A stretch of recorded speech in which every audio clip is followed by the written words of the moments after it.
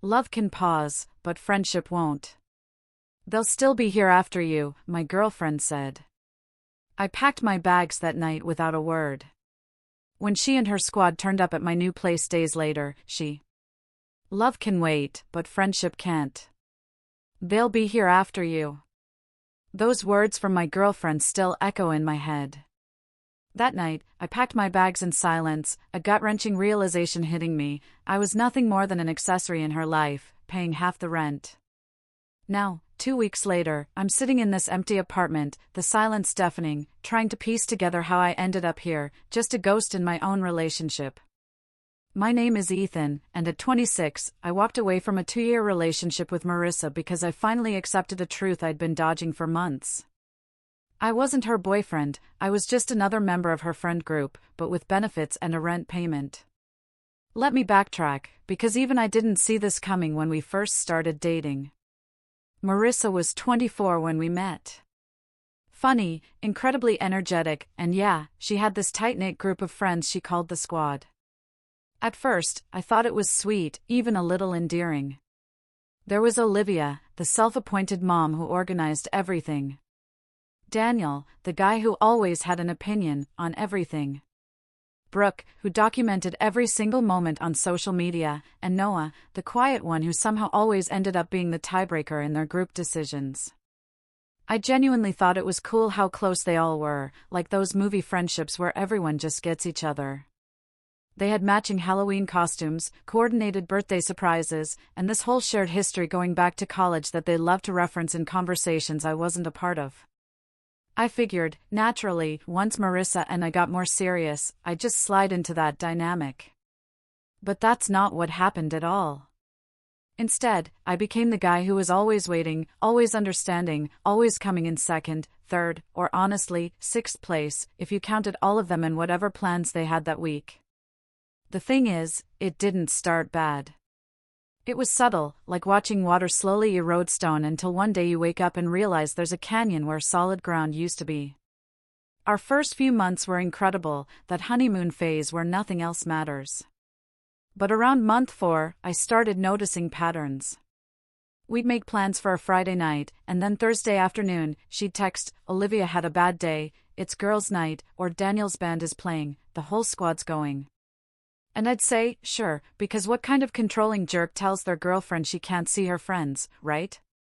Except it kept happening, over and over, until I realized I wasn't occasionally postponing our plans.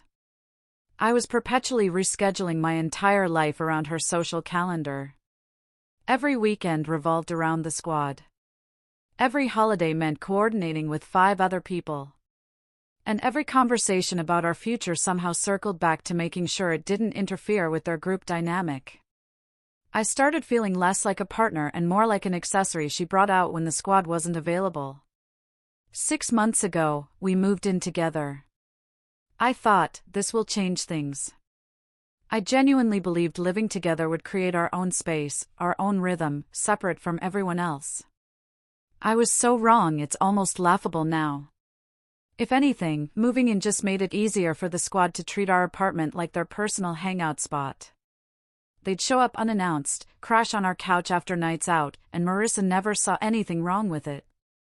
I'd come home from work exhausted, hoping for a quiet evening with my girlfriend, only to find all 5 of them in our living room, having an impromptu movie marathon. When I'd gently suggest that maybe we could have some nights just for us, Marissa would look at me like I'd suggested something completely unreasonable. She'd tell me they were her family, that I needed to understand how important they were to her. And I did understand. I really did. But I also started to understand that in her hierarchy of importance, I was nowhere near the top. The breaking point came on our 2-year anniversary. And looking back, I should have seen it coming a mile away. I'd planned everything weeks in advance, precisely because I knew how complicated her schedule got with the squad. I made reservations at her favorite Italian restaurant, the one where we had our first date, and I'd bought tickets to see this band she'd been obsessed with for months. I was so excited. I'd even bought a new shirt and spent way too much time picking out the perfect card. The morning of our anniversary, she woke up smiling, kissed me, and told me she couldn't wait for tonight. I felt this massive wave of relief wash over me, because part of me had been terrified she'd forgotten, or that something would inevitably come up. But I should have trusted my instincts. Around 2 o'clock in the afternoon, her phone started blowing up with messages. I watched her face change as she read them, that expression I'd come to know and dread, the one that meant the squad needed something, and I was about to be disappointed again. She looked up at me with those apologetic eyes and said, "So, Brooke just broke up with her boyfriend, like, a really bad breakup, and everyone's getting together tonight to support her." I just stared at her, waiting for the part where she'd say she'd go for an hour and then come back, or that she'd explained it was our anniversary and couldn't make it. That part never came. I managed to say, "Marissa, it's our anniversary." And she actually looked confused, like she didn't see the problem. Then she hit me with the words that ended everything, "Babe, we can celebrate tomorrow.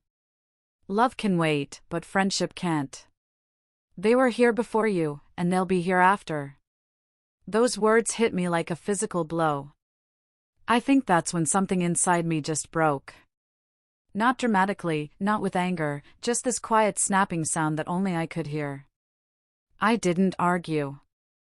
I didn't try to convince her to stay.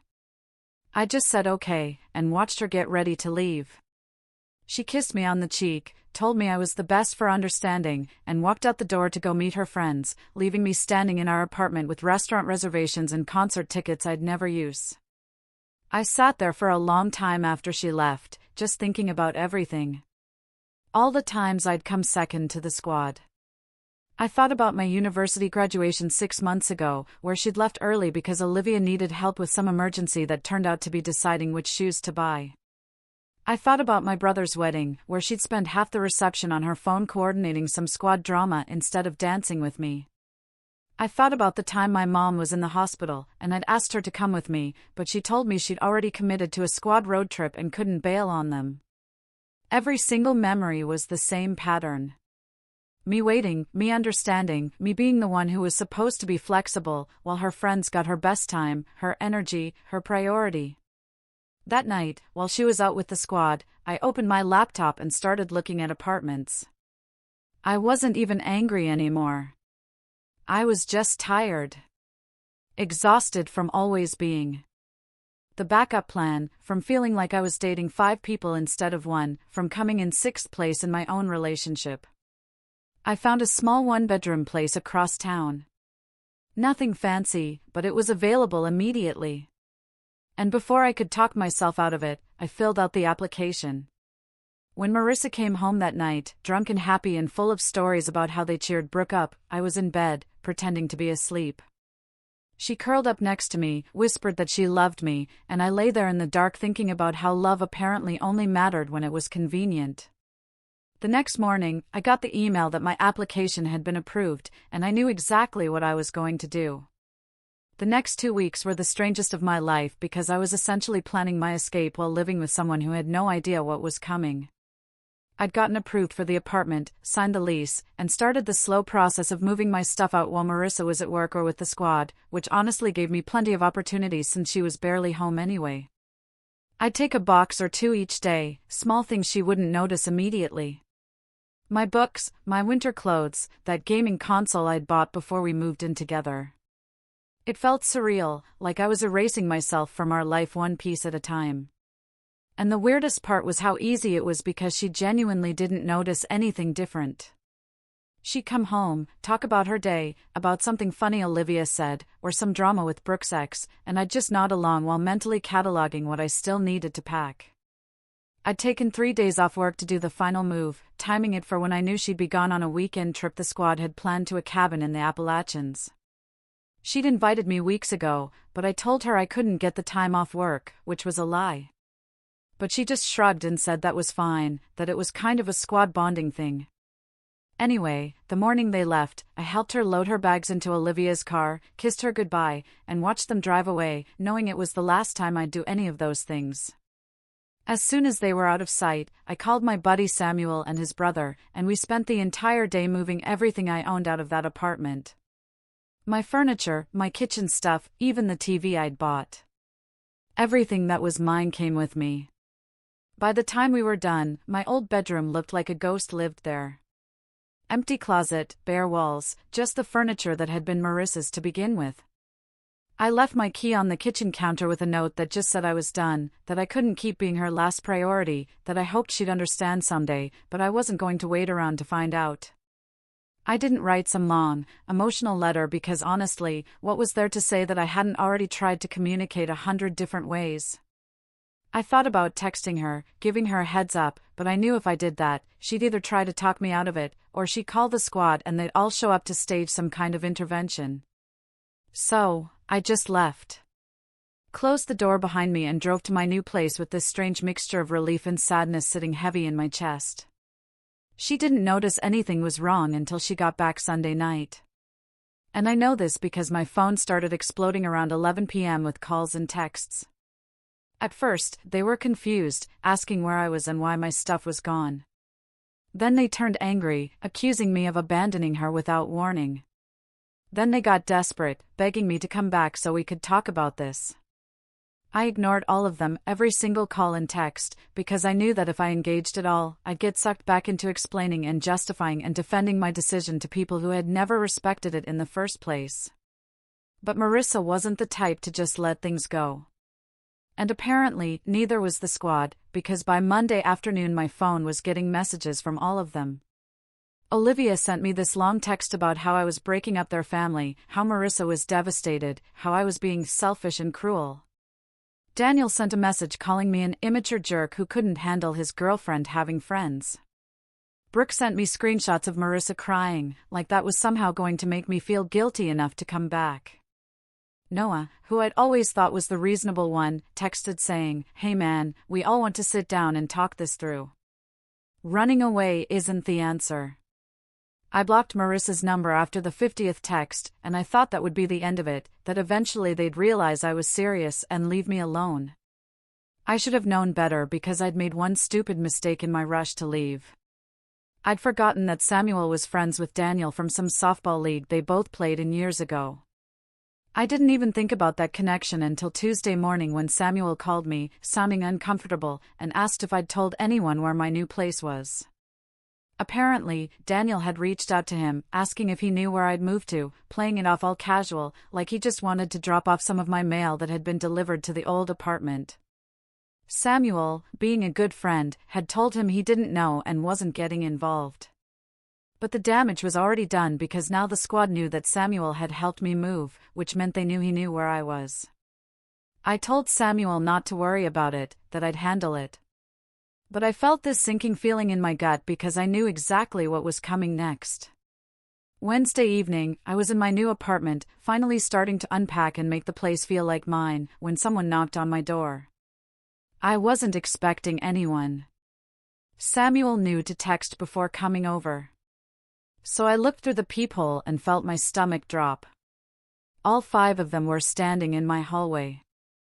Marissa in front, looking determined. The squad fanned out behind her like some kind of emotional SWAT team. I stood there, frozen, trying to figure out how they'd found me. And then I remembered that Samuel had posted a picture on Instagram a few days ago from a coffee shop that was literally across the street from my building, the kind of neighborhood spot only locals would know about. They must have seen it. Put 2 and 2 together and somehow tracked down which building I was in. Probably by checking the apartment listings in the area until they found one that matched the timeline. I didn't open the door, just stood there, trying to comprehend what kind of person brings their entire friend group to confront their ex at his new apartment. Marissa knocked again, louder this time, and I heard her voice through the door. "Ethan, I know you're in there. We need to talk. You can't just throw away 2 years without a conversation." Then Olivia's voice joined in. We drove all the way across town. "You at least owe us a conversation." Part of me wanted to open the door and explain everything one more time, to make her understand why I'd left. But I'd spent 2 years trying to make her understand, and it had never worked. So instead, I pulled out my phone and called building security, told them I had unwanted visitors who wouldn't leave. I felt ridiculous doing it, like I was overreacting, but at the same time, what was I supposed to do? Let them bully their way into my apartment so they could gang up on me about how wrong I was? I listened through the door as security showed up and asked them to leave. Heard Marissa arguing, but he's my boyfriend. I have a right to talk to him. And heard Olivia trying to explain that this was just a misunderstanding. Security wasn't having it, though. Told them they needed to leave the property or they'd call the police. And after a few more minutes of heated discussion, I heard footsteps retreating down the hallway. I stood at my window and watched them all pile into Olivia's car. Saw Marissa looking back up at my building with an expression I couldn't quite read. Somewhere between disbelief and anger.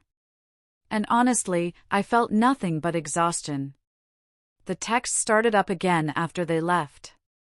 Angry ones now. Messages calling me a coward for not facing them, saying I owed Marissa closure, that real men don't run away from their problems. I turned my phone off completely and sat in my empty apartment surrounded by half-unpacked boxes. And for the first time in months, I felt something close to peace. 3 weeks passed, and I started feeling like myself again, which sounds dramatic, but it's true. I hadn't realized how much of my energy had been going into managing Marissa's schedule, and her feelings, and her squad's constant presence in our lives until all of that was suddenly gone. My new apartment was small, but it was mine, and I could come home after work and just exist without wondering if I'd find 5 people camped out on my couch or if the plans I'd made would get cancelled last minute. I reconnected with friends I'd lost touch with during the relationship, guys from college who'd stopped inviting me places because I always had to check with Marissa first, and the answer was usually no because the squad had something planned. Samuel and I started a weekly poker night.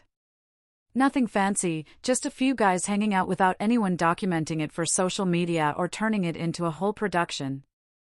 About a month after the breakup, I met someone at a coffee shop near my office. Her name was Sarah. She was 25, worked in graphic design. And the first thing I noticed about her was that she was sitting alone, actually alone, reading a book, and drinking coffee without her phone even on the table. We started talking, exchanged numbers, and went out for dinner that weekend. The whole experience felt foreign to me, like I'd forgotten what it was like to have someone's undivided attention for an entire evening. Sarah didn't check her phone once during dinner. Didn't mention having to coordinate with anyone else about anything. And when I asked if she wanted to do something the following weekend, she just said yes without having to check 3 other people's calendars first. It wasn't serious yet. We were just getting to know each other, but it felt like breathing fresh air after being stuck in a crowded room for too long. Around that same time, I started hearing things through mutual friends about how the squad was falling apart. I didn't go looking for this information, it just came to me the way gossip does in overlapping social circles. Apparently, Daniel had gotten engaged to someone he'd been dating long distance. And suddenly, he wasn't available for the constant hangouts and emergency squad meetings because he was busy planning a wedding and visiting his fiancée in another state.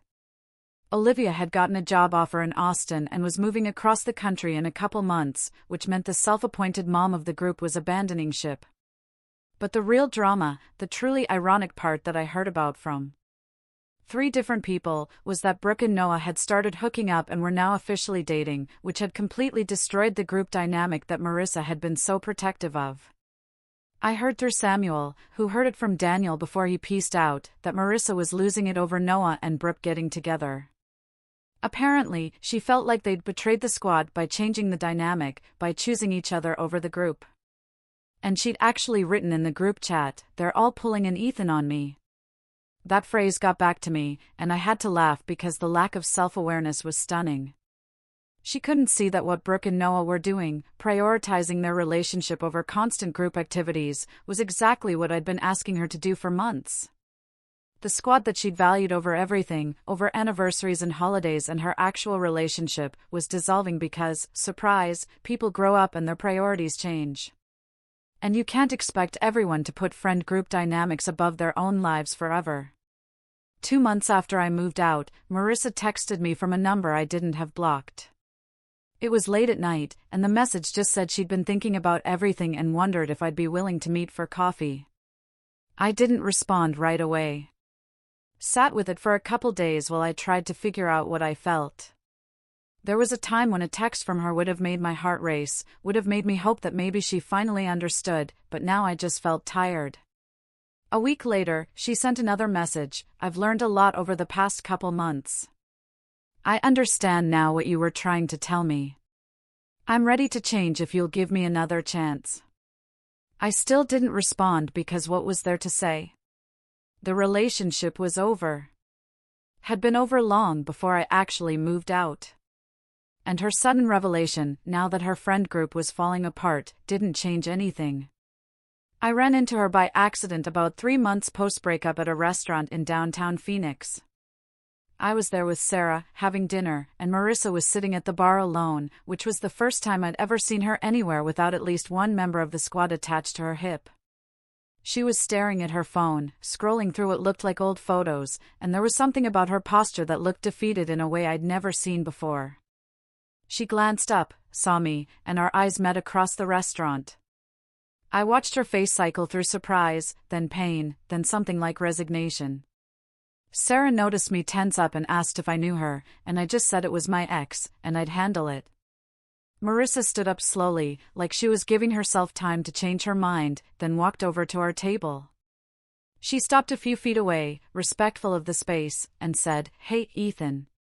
I'm sorry to interrupt your dinner." Her voice was quieter than I remembered, less confident. I could see Sarah watching curiously, but staying silent, and I appreciated that. Marissa looked at me, then at Sarah, then back at me and took a deep breath before continuing. I need to say this, and then I'll leave you alone. You were right about everything. About the squad, about priorities, about all of it.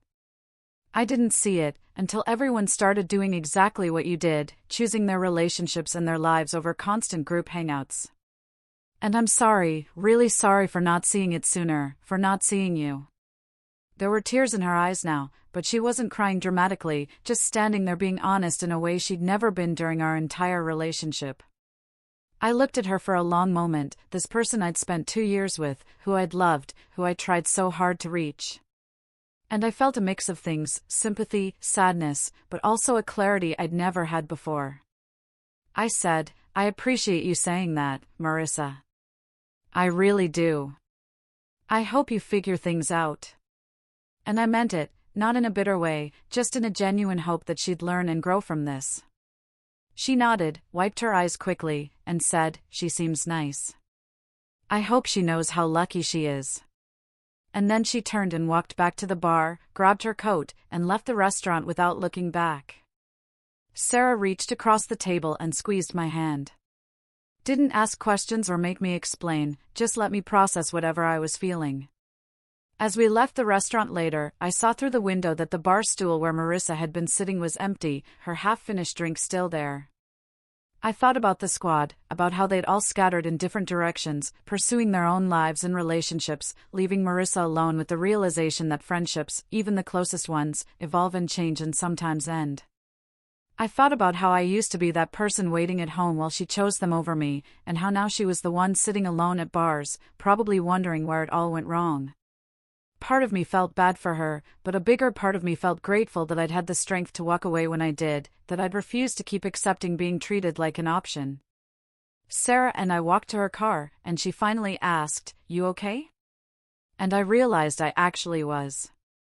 More okay than I'd been in years. I told her I was good. That seeing Marissa had given me closure I didn't know I needed, and it was true. Sometimes the best thing you can do for yourself is refuse to be treated like an option. And sometimes people only realize what they had after it's gone. And the important thing is that by the time they figure it out, you've already moved on to something better. I got in Sarah's car, and as we drove away, I didn't look back at the restaurant. Didn't wonder what Marissa was doing or where she was going, because honestly, it wasn't my problem to solve anymore. And that felt like freedom.